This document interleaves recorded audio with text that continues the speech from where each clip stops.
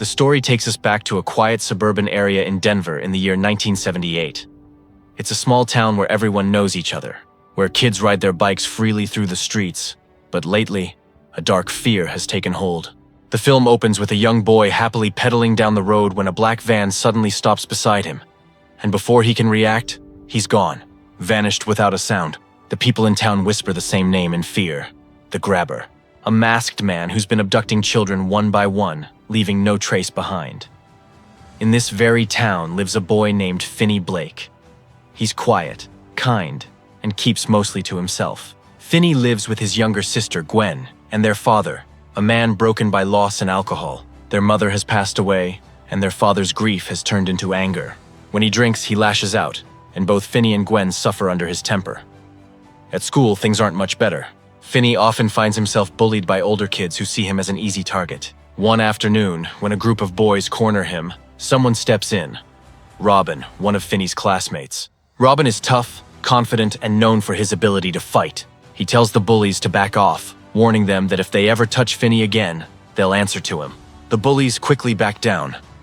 Later, Robin admits to Finny that he's struggling with math. Robin laughs and tells him not to worry. He'll help him out after school. A genuine friendship begins to grow between them. Meanwhile, the police are working desperately to solve the string of kidnappings. 2 detectives arrive at Finny's school to question students. The boy who was taken earlier attended the same school. They call Gwen in for questioning after hearing something strange. Apparently, Gwen had told a friend that the kidnapper used black balloons. The detectives found those exact balloons at the crime scene. Confused and suspicious, they demand to know how she could possibly know that. Nervously, Gwen says she saw it in a dream. Here, we realize that Gwen isn't an ordinary girl. The dreams she has, they have a way of coming true. But when her father finds out the police questioned her about it, he loses control. He yells at her, furious that she's been talking about her dreams again. He reminds her that her mother used to believe in the same things: visions, messages, dreams, and it destroyed her. He forbids Gwen from ever mentioning them again. Finny and Gwen sit quietly afterward, both heartbroken and feeling completely alone. Soon after, tragedy strikes again. Robin, Finny's only friend and protector, is walking home when that same black van appears out of nowhere. The Grabber steps out, and before Robin can react, he's gone. Kidnapped just like the others. The entire town is shaken. Finny is devastated. With Robin gone, he becomes an easy target for bullies again. One day, they corner him after school, but Gwen steps in without hesitation. Fierce and fearless, she fights back and chases them off, standing between her brother and the world. Later that day, Gwen tells Finny she's staying over at a friend's house for the night, leaving him to walk home alone. The streets are quiet as Finny makes his way back, but halfway there, he spots something that makes his heart stop. A black van parked on the side of the road. A man stands nearby, pretending to pick up groceries he's dropped. Finny, polite and unsuspecting, offers to help. The man smiles, friendly and soft-spoken, introducing himself as a magician. He asks Finny to hand him something from the back of the van. Finny hesitates but steps closer. Then suddenly, a burst of black balloons explodes into the air, blinding him. Before Finny can move, the man lunges forward. A mask glints in the faint light, and everything goes black. Finny has been taken by the Grabber. When Finny finally wakes up, everything feels wrong. His head is spinning, his vision blurry. As he slowly comes to his senses, he realizes he's not at home anymore. He's in a basement, a cold, silent, windowless room. The air feels heavy, and the walls are thickly padded, built to trap every sound. No matter how loud he screams, no one will ever hear him. Panic sets in as he pounds on the door, but there's no response. Then, the door creaks open. Standing there is the Grabber, the man in the black van. He wears a horrifying mask. His voice, calm but unsettling, fills the room as he tells Finny not to be scared, claiming that he won't hurt him. After a few quiet moments, the Grabber leaves, locking the door behind him. Finny looks around, desperate to find a way out. The room is bare, just a stained mattress, a toilet, and a single small window too high to reach. On one wall, there's an old black rotary phone hanging loosely. It's cracked and dusty, clearly disconnected. Finny picks up the receiver, but there's no dial tone. Nothing but silence. Hours pass. Finny sits in the dark, frightened and hopeless. Then, suddenly, the silence is shattered by the loud, piercing ring of that same black phone.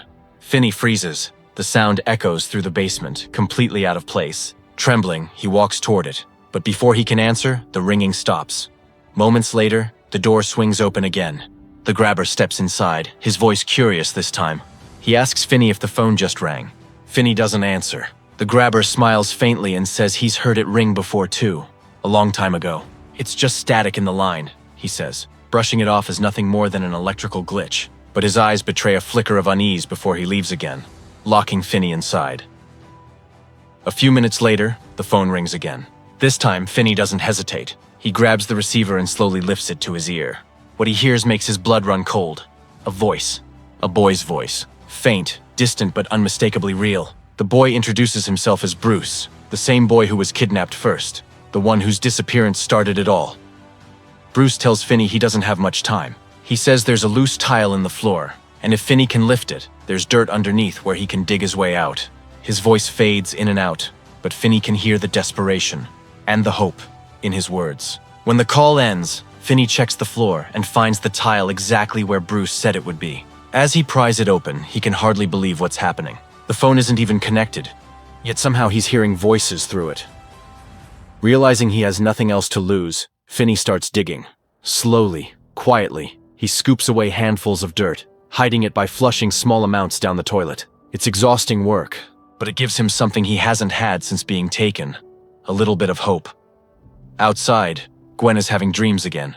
In her sleep, she sees flashes of her brother, a dark basement, a masked man, the faint sound of a ringing phone. She wakes up in tears, convinced her visions are showing her where Finny is. She prays for another dream, anything that can help her find him.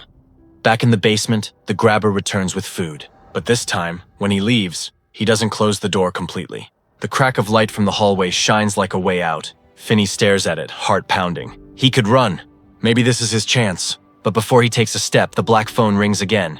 He answers, and another boy's voice speaks. This one older, angrier. It's Billy, another one of the grabber's victims. Billy tells Finny not to go upstairs. It's a trap, he warns. That door, he left it open on purpose. He's waiting for you.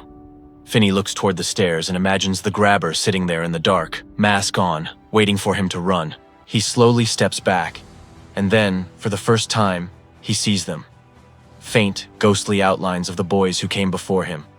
All of them victims of the grabber, now trapped in this place, speaking to him through the black phone. Their message is clear and filled with urgency. Learn from us. Don't make the same mistakes. Outsmart him. Survive. The next time the black phone rings, Finny picks it up immediately. The voice on the other end belongs to another of the grabber's victims. He tells Finny that during his own captivity, he hid a thick cable behind one of the walls. He says Finny can use it to climb up to the high window and escape. Clinging to the hope that this might work, Finny searches the basement frantically, running his hands along the walls until his fingers brush against something buried beneath the plaster. He digs into it and pulls out a long, coiled cable, just like the ghost said. He ties it tightly around the window bars and begins to climb. The window is small and set high in the concrete wall. He struggles to find footing as the rope cuts into his hands, his body trembling from exhaustion. Just when he's within reach of the window, the frame breaks loose from the wall. Finny falls hard to the ground. He stares up at the window, now farther away than ever, feeling the crushing weight of hopelessness. Meanwhile, outside, Gwen refuses to give up. Her dreams are becoming clearer. She sees glimpses of houses, streets, and even the masked man himself. She tells her father everything, describing the basement and the black balloons. Her father, overwhelmed with fear, finally breaks down and confesses something painful. He tells her that her mother had the same kind of dreams. Vivid visions that she believed were real. But those dreams drove her insane. He's terrified that the same thing will happen to Gwen, but Gwen won't back down. She insists that her dreams are the only thing that can help find Finny. After a long pause, her father finally gives in. They get in the car together and drive through the neighborhood, trying to match what she saw in her dreams to the real streets of Denver. Every house looks the same, and time is running out. At the same time, the two detectives investigating the kidnappings get a new lead. They visit a man named Max who lives nearby. Max is friendly but strange. His living room is covered with maps and newspaper clippings about the kidnappings. He proudly tells them that he's been tracking the case himself and believes the kidnapper must live right in this area. The detectives humor him, checking the property briefly but finding nothing suspicious. They thank him and leave, never realizing the horrifying truth. Finny is being held captive in the soundproof basement directly beneath Max's feet. Max's own brother is the grabber. Back in the basement, Finny hears footsteps again. The grabber enters holding food. This time, his tone is strangely soft. He tells Finny that if he tells him his real name, he'll let him go. Finny, now learning how the grabber's mind works, lies and gives a fake name. But the grabber smirks, then suddenly explodes with rage. He throws a folded newspaper at Finny, the front page showing Finny's face under a bold headline. Local boy still missing. You think I don't know who you are? He hisses. I know everything. Then he storms out, slamming the door. Moments later, the black phone rings again. Finny answers. This time it's Vance, a name he recognizes. Vance was a notorious kid from his school, older and mean. Now his voice comes through the phone, quieter, more human. He explains that the grabber hasn't killed Finny yet because he hasn't played his game. The grabber is waiting for him to try to escape. That's when he attacks. He's asleep right now, Vance says urgently. This is your real chance. The combination to the lock upstairs. It's 23317. I never forgot it. Quietly, he climbs the stairs. Finny's heart pounds as he looks at the lock on the front door. His hands are shaking as he carefully dials the numbers. With a soft click, the lock opens. For the first time, freedom is right in front of him. Finny steps out and runs as fast as he can, but then, a sudden bark shatters the silence. The grabber wakes instantly. He storms out of the house, furious, and chases Finny in his black van. Before Finny can reach his home, the man grabs him from behind and throws him to the ground. Finny tries to scream, but the grabber pulls a knife to his throat. He drags Finny back to the basement and slams the door shut. Defeated and trembling, Finny curls up beside the black phone. Moments later, it rings again. He picks it up, expecting another voice from the past. And he's right. This time, it's the voice of a boy who once bullied him at school. The boy sounds regretful, but now he wants to help Finny survive. As they speak, Finny sees the ghost of the same boy sitting quietly on the floor. He's the last victim. His voice is calm but urgent. You don't have much time left, he tells him. He'll kill you tomorrow. Finny's breathing quickens.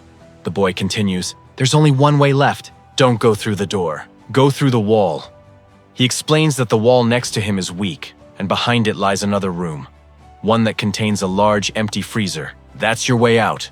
Finny wipes the tears from his face, grabs a piece of the toilet cover and starts smashing it against the wall. The sound echoes through the dark basement as he strikes over and over again.